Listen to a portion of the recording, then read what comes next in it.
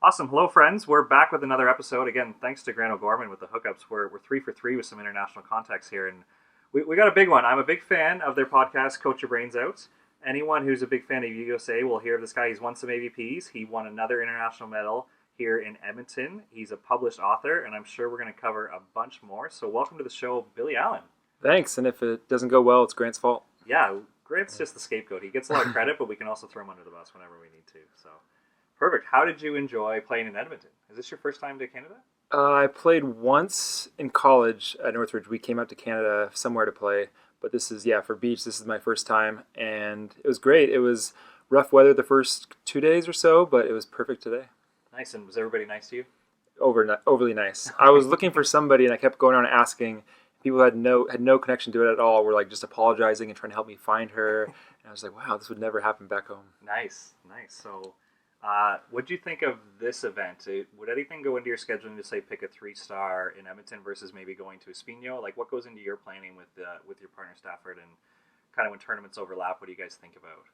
Yeah, for us, mostly the tournaments that overlap are AVPs and FIVBs, and it's a tough choice. With this one, it was a 4-star in Portugal or a 3-star in Canada, and we kind of looked at basically who was going to go where, because if too many Americans play, we'd have to do a country quota. And so we saw we'd be straight in the main draw for this one. And on top of that, it's a much easier flight. So we were excited to come here and just take our chances here. Nice. And are you going to try to rush to Tokyo, or are you going to sit that one out and go to Vienna, or what's next for you guys? So next after this, we go back home and we play in Hermosa AVP. So we'll do that instead of Tokyo. But the Vienna country quota is the Monday after Hermosa. And so we have a plan to, as soon as we lose in Hermosa, just book a flight and go, which if we make it to the semifinals or 5th or better, we would be leaving Sunday and arriving Monday at noon and playing the country quota at 4 o'clock that day. Wow. So with your federation, is the country quota always on site, or could you have played that in the U.S. if everyone agrees, I guess? So USA Volleyball will run a country quota if there is enough time between the tournaments. But because midsummer right now, they're just back-to-back. There's no free week, and so they won't run it. Sometimes we do it on our own if we get together with the other guys and pay a ref, and just it saves us money having to fly to Europe or fly somewhere to play.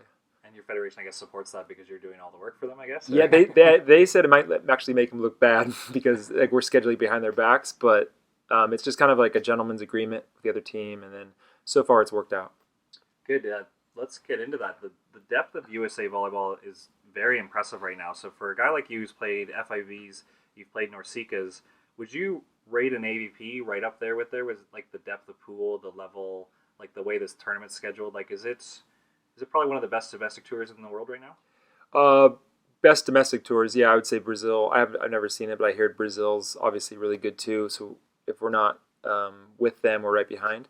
As far as how the caliber of play is, our top teams that compete international play there. So I would say at the top, we have some really good teams, but it's definitely not as deep as a 4 or 5-star FIVB.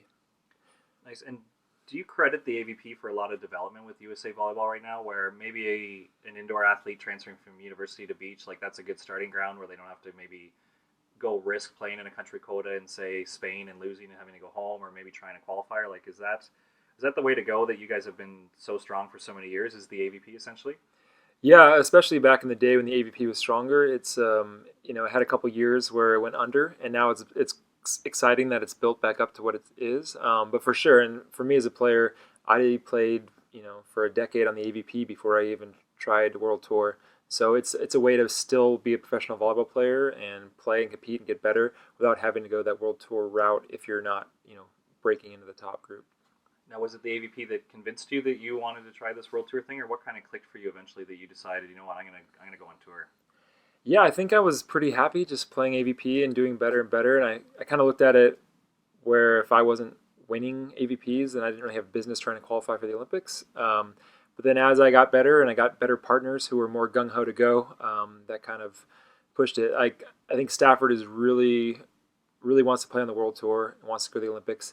And I feel like if he wasn't so gung-ho, I might be just content back home playing Manhattan Open and stuff. Right. And how many AVPs, what's the circuit up to right now? How many tournaments can you play in a year now? We have 8 this year.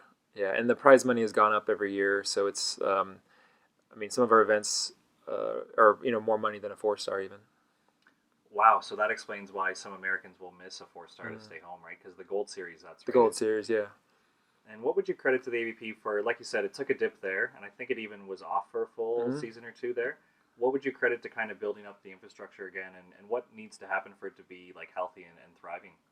Well, the approach they're doing now is really grassroots. So I think they have AVP first, they have AVP next, and just some different sort of feeder systems, which kind of makes more money than just the top pro tour. And so I think that helps sustain the tour. And Donaldson, who's running it, has put in a lot of money and a lot of work. And I think without somebody doing that risk, it wouldn't really last. Right, right. Is there anything that maybe stands out in your planning? Like you said, you and Stafford want to go to the Olympics.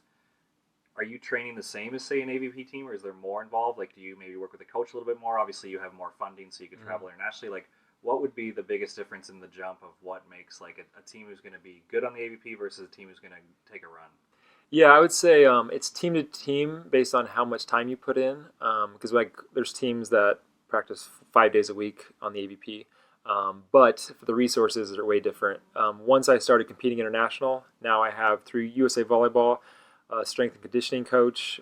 We have a mental skills coach who works with us. We have a little coaching stipend, and just a lot of advantages that when I was just playing AVP I didn't have, and you're just forking over that money and paying for it yourself. So I think when you're on the AVP only, you're just investing in yourself, and when you're competing international, USA helps subsidize it. Nice. Maybe you could go into details on USA Volleyball, because as a Canadian, we're aware of it, but maybe we don't know the details. So an example of our stream is we have about 3 streams right now. You could be senior carded, which is very evaluation friendly if you get 3 senior results. So we have a certain caliber of tournament you have to go to and get a certain result, and if you get 3, you get your check mark. And those athletes get funded, but they can train independently of the program. There's a second stream where you try out for the national team.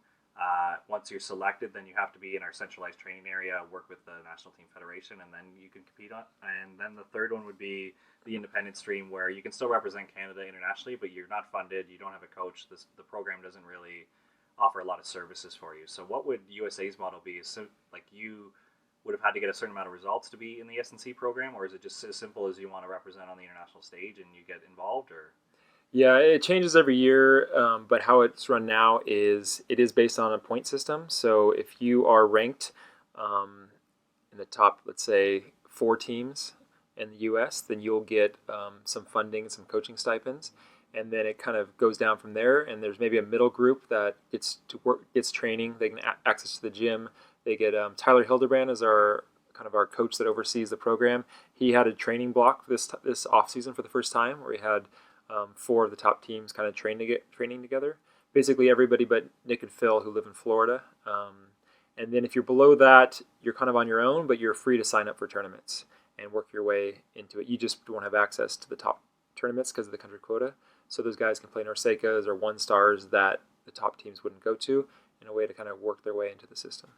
And can any team technically force a country quota? Or you guys have internal rules about that like a team with 0 points might not be able to sign up for a 4-star and force it because it costs people extra matches? Or what's the process there? I think it's the FIVB rule, where if they don't have enough points to be in the tournament, like they wouldn't make it in the qualifier, they can't automatically win the country quota then get put in the qualifier. I see. So you have to just have enough points to even enter the event. Perfect. So with USA Volleyball, I guess, how many athletes would benefit from a centralized program, or do you think it works well with everybody being independent but having financial support? Like, is that the way to go? I've been talking to a few other countries, like Volleyball Canada tries to do both a little bit. There's other countries where apparently Norway, the 4 of them are the national federation, so they can kind of do what they want. So what do you think it would be the best system for a country? I guess the size and population, like not geography is a challenge, population's a challenge. What would be best for USA Volleyball? I don't know what would be best. I know we've heard rumors that like Brazil or other countries had it kind of a tight, where like the coaches determined partners and all stuff. We heard it was an experiment that failed, but then I also heard from our coach that they actually got the most medals that year. So I'm not sure what works. I know the players would prefer more power and just to make their decisions, and it'd probably be a lot easier for USA Volleyball if we were all in one spot with a coach picking teams. So I'm sure it's going to be a give and take always. But as far as what would be a better system, I don't know. And is it true you guys are working with John Mayer? Is that technically your coach? And kind of what was that relationship like? Because you competed against him. You're obviously doing projects together on the side. Is it easy to take feedback and stuff, or every once in a while you're kind of like, Mayor, you don't know what you're talking about? No, Mayer always knows what he's talking about. That's why we got him. Yeah, so I competed against John Mayer for a long time. We basically the same age, came on tour at the same time. We were two guys that lived north of Hermosa. We were up in Santa Monica, so we trained together all the time and became really good friends. Do a podcast together, wrote a book together, and then as soon as he retired, I snatched him up right away because I think he's in my opinion, maybe the best coach out there. So we're very lucky to have him. And he's juggling coaching us with coaching his college women's team at LMU. And he also coaches Emily Day and Betsy Flint, who are also here and got the silver. Wow. So does he have an opportunity to travel as well? Or when you're, say, at an event like this that he can't make, are you just working remotely, give a text, maybe Skype or FaceTime? Or how does that work when your coach can't be at the event with you guys? Yeah, so this is our first year with him. He travels to most AVPs, and then FIVBs. He usually has some sort of conflict, but we did talk him into coming to World Championships, which was huge for us because it's such a long tournament, and to have a coach there going through film and running practices was crucial, I think, to our success. But for this tournament, because he's not here, we get some emails that have kind of watched some video of a team we're going to play. Here's some stuff to focus on. Keeps it pretty concise, but it's nice to have him even remotely. So to stay on World Champs, I know expectations can be dangerous sometimes, but did you guys have, say, expectations or a plan or a goal going into Worlds? And you must have executed because you guys took a great result, but what was your kind of plan going into a competition like that? Because that was your first Worlds, is that correct? Yeah, first. No expectations. We actually were lucky to get in. We didn't get in through points. We got in through the NORCECA route, and we didn't think we were going to get in. We went to one NORCECA just to qualify, and we couldn't even stay and play. We just had to show up, played one match, and forfeited because we had an FIVB that weekend. And we found out like 2 months later that got us into the tournament because Trevor and Try had just enough points to qualify on points, and so we kind of backdoored in through that. So it was a surprise that we got a berth at all. So there definitely wasn't the expectations that we were going to go win the tournament. Especially once we saw our pool, which was pretty stacked. We just wanted to compete well and play our best volleyball, and we did, which was fun.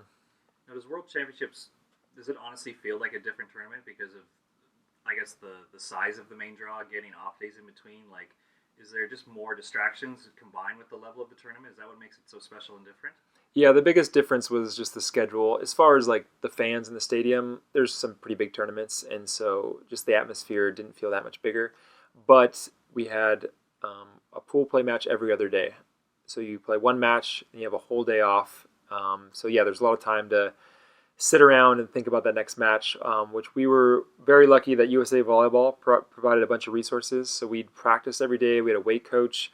We had a sports psychologist we talked to, and so we stayed pretty busy, so we didn't have time to let our minds wander too much. Very cool. I'd like to clarify for our listeners who might not understand what you meant about like not expecting to get in. So my understanding is NORCECA awarded USA Volleyball the bid, right? So they had a spot to give, and they gave it through internal points. Is that how it worked, or how did you play one NORCECA and you got your check mark and you went? Whoever had the most points that wasn't automatically qualified got it, but they had to have played a NORCECA in the last year. I see. And we didn't think that. So Trevor and Try had the more points than us, so they were going to get that NORCECA bid, but they just managed to qualify on points into the World Championships based on just straight up points. So we ended up getting that federation bid for the NORCECA. Perfect. So they got into the top 24 or whatever the cutoff was. And I think it was like because some Russian teams switched partners or like something at the last second happened. Yeah. Awesome. So I know they're the rivals on the AVP. Did you send those guys a thank you note for getting into the World Championships? Definitely not Trevor. Stafford and him have a little rivalry. No, we actually lucked out because they had a chance to go to China before that and earn points to make it in normally, and they didn't go. And so we were kind of mad at them for that because they could have like opened up a spot for us, but it worked out in the end. Perfect. I'd like to go back to John. Like you mentioned, you have a podcast. How did that start, and did you think it would be as popular as it is, really? Like, you guys just got hooked up with Gold Medal Squared. I'm not sure how many downloads you have, but I'm one of them for sure. Nice. You guys have been doing a weekly for what feels like a few years now, right? Yeah. Like, whose idea was it? How did you dedicate the time into doing this? Like, I guess, are you enjoying it? Like, just tell me all about this podcast you guys are doing. It's Coach Your Brains Out for our listeners there. We'll have some links in our show notes, but think you guys are like the volleyball podcast right now. Yeah, it's crazy. I think mostly just because we stuck with it for so long. I think it was 4 years ago now that a little over 4 years that we started it. Yeah, we were into podcasts and we were into volleyball. And so we always said, oh, we should start our own. And we'd have conversations talking about volleyball anyways. So let's just record it, make it a podcast. So it was John Mayer, our friend Niels Nielsen, and I who started it. And we know a lot. We have a lot of connections through volleyball, and everybody, you were saying, you've started to find that was willing to come in and talk. So we reached out to a whole lot of people, and the show's pretty easy when you interview. If it was me just talking about volleyball, the show would have lasted maybe a week.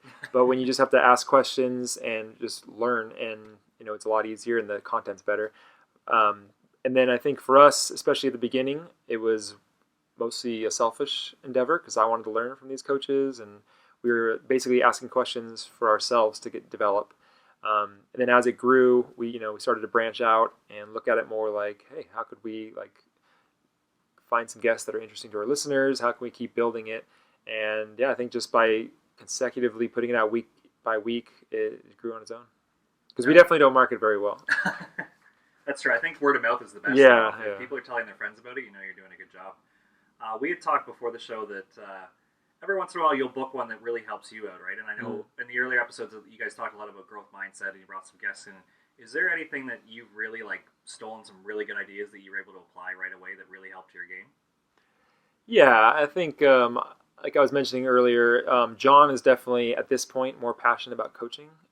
I'm coaching a little bit of beach now. I was coaching more when we first started the podcast, but since playing has kind of taken priority, the guests that I like the most are ones that an athlete can take information from. So some of our sports psychologists, like you were mentioning, people talking about mindset. And yeah, I've for sure learned a ton. I mean, there's so much. We just wrote a book that kind of encapsulates a lot of the lessons that we've learned through the years of doing it. And yeah, there's a lot of great stuff in there that as a player I can take, not just as a coach. Great. And with all this free time that you don't have, I'm actually impressed to announce that we found out today it's your second book, so you're a published author for the second time. One, where do you find the time with that with your wife and your kid and your volleyball and your podcast? What do you enjoy about writing, and kind of tell us about the second book, and when does it come out, I guess? Yeah, so I've always been into creating stuff and writing. I used to do some volleyball videos when I first got out of college, kind of good, these Danny kind of videos. And then, yeah, I majored in English, creative writing, and it's always been a hobby. Never really finished anything, started a lot of stuff, and then, yeah, just kind of buckled down as I'm getting older and trying to be a little more disciplined. As far as finding the time, so I read this Coach Your Brains Out as our second book. My first book came out in November. It's a fantasy book. It's just a fantasy adventure, so it has nothing to do with volleyball. But, yeah, I had a story, I wanted to write it, and just kind of carved out mornings and half an hour here, hour there, and you add that up enough, and all of a sudden you have a 400-page book. Perfect. And with this Coach Your Brains Out one, is it drills? Is it ideas? Is it concepts? Why should we really push this to our listeners like we're going to? What's the benefit or the takeaway that you think a coach is really going to use from that? Yeah, as far as the structure of the book, it's not like a drill manual. It's more just broad concepts of coaching. So we structure it. The chapters are principles, philosophy and principles, mindset, motor learning, feedback, practice, competition, culture, and leadership. And so each one of those chapters we dive in. So for motor learning, we talk a lot about what we've learned on how to run a successful practice and what kind of the science behind motor learning teaches us. And then also a lot of lessons from our guests over the show.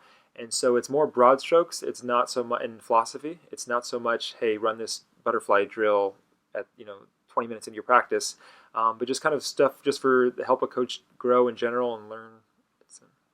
And when you first started kind of hearing the concept of motor learning, and I know John used to argue a bunch early on in the episode, this is what the data says. Was there a turning point for you that said yeah, I'm on board, or were you resistant? Because I think the North American model, we were block training for a long time, right? Have you found that coaches are kind of getting on board, or are people still fighting that? Or with your experience, because I think that's something you guys push well on the podcast, but I still see it where people coach the way that they were coached, right? And they haven't really adopted kind of everything that John preaches sometimes on the show, right? Yeah, and that's definitely right. You coach how you were coached because that's what you know. And there's a long tradition of if you want to get better at passing, you just toss a bunch of balls to a passer to pass to a target, and or even they're sitting on a knee working on their platform or against a wall. I would say, especially on the women's side on the beach, I've seen a lot more block training and traditional, especially because they come from maybe a more structured indoor background. But as players, I mean, we enjoy playing more. So I know I'm way more happy to play more game-like, whole skill stuff than just do a lot of unrealistic reps. But yeah, I think it's team to team, and I think there's some great things about block training, especially when you're learning a new skill for the first time. It's you're not just thrown into the deep end.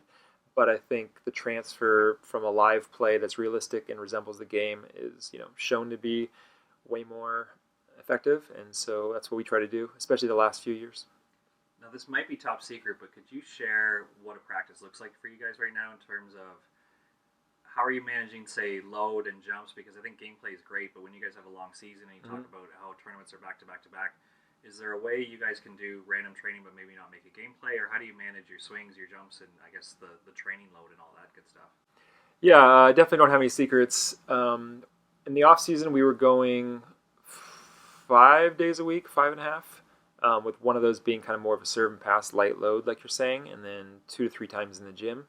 A typical practice right now looks like we do an over the net pepper to warm up.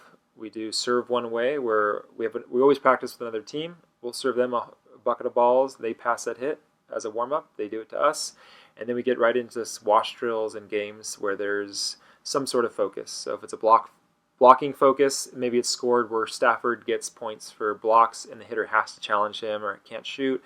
But it's all in a live scored environment, and practice for about 2 hours. This time of year, with a lot of tournaments back to back, we'll still do that same practice, but maybe it's just in the 2 days we have during that week before we take off again. So the load stays pretty high, especially on the FIVB. I feel like you're not playing that many matches, so you're not totally drained, especially world champs. But the AVP can be pretty killer when you play 3 or 4 matches in a day. Perfect. And how does a coach like John, who's very experienced and obviously passionate about it, kind of manage the autonomy? Does he come in with a plan and says, this is what we're doing today, or do you guys feel like you have a lot of input? Does the team you're training with have input? Like, how does that all come together? The team we're training with doesn't, but he's trying to teach me to be a little more selfish. I'm always worried about their reps. We'll usually talk about it before practice, and we kind of know as a team what we want to work on. As far as the autonomy, John has learned to kind of ask. Like maybe if he has 2 things he wants to work on, he'll say, hey, do you want to work on going slow to fast on your approach, or do you want to work on a longer approach, just to kind of like give us choices that he wants and trick us with his Jedi mind tricks. So we're still making a choice, but it's within his framework. Nice. I always like hearing little tricks like that people can use right away. Because if you say, what do you want to work on, maybe the kid says something crazy, but if you're like, hey, you want to focus on this or this, and give them your choices, then you can kind of control it. They still feel like they have autonomy. Definitely. I've waited long enough. Fans of the show are going to definitely ask me about Danny Kinda. So can you get into that? Because I'm sure people are listening to the show being like, yeah, Billy Allen wasn't that. How are we going to beat Brazil on a high net? It's probably what everybody's quoting at home. So did you enjoy that project? What started that? You guys were obviously hilarious. Hopefully, like the cult following still gets around. But what went into that project? Yeah, if your listeners are old enough, maybe they've heard of it. But yeah, so Kinda Good and Danny Kinda Videos was some spoof volleyball stuff that we started. It was actually pretty much right after I got out of college. I had the idea of sending my coach a recruiting video that was just off the wall bonkers and like sneak it into his pile. And so I had the partner I was playing with, AJ, and then his roommate, Dan Madden, who became Danny Kinda. I had him star in it, and I filmed it, wrote it, edited it, and it was way funnier than we thought it was going to be. And we slipped it. I had somebody, the assistant coach, put it on our coach's desk as like a normal recruiting video. And it was so funny that we put it on like YouTube at the time. And it kind of took off from there. We did another one with the national team because we had a friend that was playing on the team, and they wanted to promote themselves before, I guess it was Beijing maybe. And so we had Danny kind of coaches the national team, and just kind of went from there where we kept doing more fun videos. And I started to input myself a little bit more into them because Dan was getting all the credit. So no, it was fun. We still do stuff every once in a while. I think for Gold Medal Squared, we have a little commercial coming out. But yeah. And were you surprised with that project? Because like you said, you worked your way in with the international team. I mean, Reed Pretty's doing the shovel stuff for the video. Al Skates was in a video. Mhm. Like, was everybody pretty inclusive? Like, here's what we're doing. Do you want to be a part of it? And you even got the great Al Skates to appear in a video. Like, Yeah, he was actually one of the only people that said no, and then he saw us filming it and said, "Oh, that looks kind of fun." And so he did like a little no cameo way. in it. Yeah, once he kind of like saw what we were doing. Yeah, the volleyball community is so tight, and everybody likes to have fun. We called Phil and Todd up at the time, and they were in one of our videos. So yeah, I think as long as you don't make fun of them, we were the butt of the joke, then I think they were okay with it. Perfect. So kids probably aren't recognizing you as much for that anymore, but there's people my age who are probably At the like, time, yeah, maybe. Yeah, it was funny when I'm playing professional volleyball. I'm doing well. At the time, I would get more people come up to me about kind of good than about my own playing, and now actually I get more people talking about Coach Your Brains Out in the podcast. So I'll take it. You're in it. We just probably think that you think about volleyball so much that we want to talk about all the other stuff. Yeah. We can talk about worlds and all that stuff any other day. Nice. So with a player of your experience, obviously playing high level university volleyball, you've been to AVPs, you've probably been to some Norsicas that have a good story, or anything from the FIVB. Our listeners love a good story from the road. That's just something that's like, every once in a while you shake your head and go, wow, this is professional sports. This is professional beach volleyball. I can't believe this happens to our athletes. Yeah, from the outside, it sounds cool when you say you play professional volleyball and beach volleyball. And I tell my wife, you're lucky you're married to a professional athlete. But as a joke, because she knows how amateurish it is at some points. Most of the crazy stories are probably my own fault, trying to save money. I know my partner Brady and I slept in a lot of strange places to save money on hotels. We had I guess one that comes to mind, we were in Santa Barbara, which is really expensive, and we didn't have a hotel. We were just going to kind of wait and figure it out.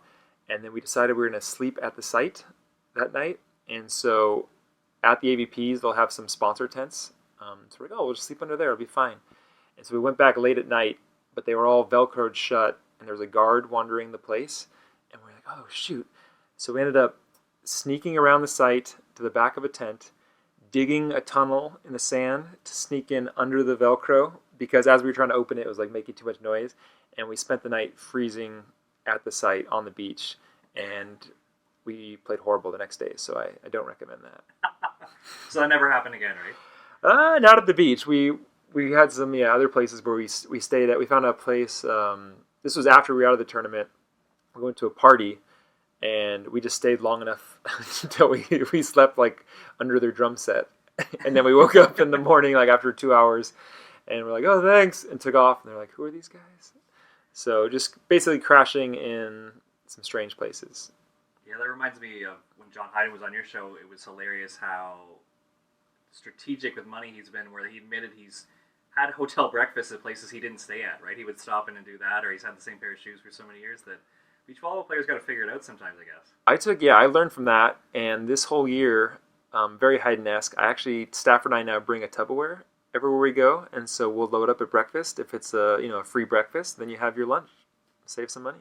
Good play. So how's the food been in Edmonton? Is that move paid off? It's been good, and we're in the main draw. We get breakfast, lunch, and dinner, so there's no need for the Tupperware. But at a normal FIVB, when you're on your own or paying for your qualifier food, it's good to sneak that in your suitcase so you have a snack for later. Write this down, listeners. This is good stuff that the kids can definitely learn from. Perfect. So for our listeners to become fans of you, we've been really Canadian-centric, but for us to adopt a USA team, what's the best way to follow you in Stafford right now? Just kind of get on your Instagram, or is there a way to cheer you guys on? Yeah, that's the best, and Stafford's way better at Instagram than I am. So if you want to know anything that's going on, you should follow Stafford. I think it's at Stafford Slick. Because he is on his phone nonstop documenting our every move. I'm at Billy Ketch Allen, that's Ketch, and that has stuff here and there. I also have a website where I write a blog that's kind of about volleyball, how we're doing, and things I've learned. That's at billyketchallen.com. It has some stuff on Coach Your Brains Out on there, and then just normal kind of recaps from tournaments. Perfect. So lots of stuff to follow you. So you have one book that's not volleyball related that's a good read, and you have one book that is volleyball related that people should check out. Yeah, the non-volleyball one is called Good Blood. It's, like I said, a fantasy adventure if you're into that, and I'm working on the sequel right now. Perfect. And you can catch Coach Your Brains Out every Thursday. Just subscribe so it just shows up on your phone, and you can wake up Thursday and check it and be like, oh, sweet, I'm going to love listening to this episode. So good. That's no signs of slowing down on that, and it looks like your career's in a good stage. So What's next for you guys this season? Have you guys made any adjustments to your schedule? Are you going to go to the 4-star in Mexico? Like, it seems like being a professional athlete, you can almost play year-round in beach right now with the amount of tournaments, right? Yeah, and it's funny because when you're in it, sometimes you can complain about the silliest things. Like you're like, oh, like players are saying, oh, it's too much. We don't have any off season, but like, there's people that would love to play these tournaments, and so I'm very grateful that there's any tournaments I'm able to play in. And so if they're in December or if they're January, like we're very happy to play. So we will have pretty much a full year-round schedule. AVP finishes up in September, and then we'll be doing Mexico for sure. Perfect. Well, thank you for taking the time to do this. I know you're very busy, so for our listeners of the show, hopefully the next time they see you in person, they'll compliment your style of play and everything you're doing on the court. Thank you. And then we'll talk about all the side projects that you've got going on. So thanks again for taking the time. I hope you enjoyed Edmonton. Hopefully we'll see you back in Canada, and good luck the rest of the way. Cool. Thank you. It was fun. Thanks again to Billy Allen for taking the time to join the show after winning the bronze medal in Edmonton. Everyone's favorite player, Brandy Wilkinson, and super best friend of the show, Ben Saxton, are competing at the Vienna 5-star this week. If you haven't already, please go back and download their episodes, or check out any of the previous guest episodes. We have more bonus content coming this week from Edmonton. Spoiler alert, it's one of the Volley Vikings! Be sure to subscribe to Passing Dines wherever you get your podcasts so you don't miss out on any of the bonus content. And stay tuned for more new episodes coming every Friday. Stay excellent, friends.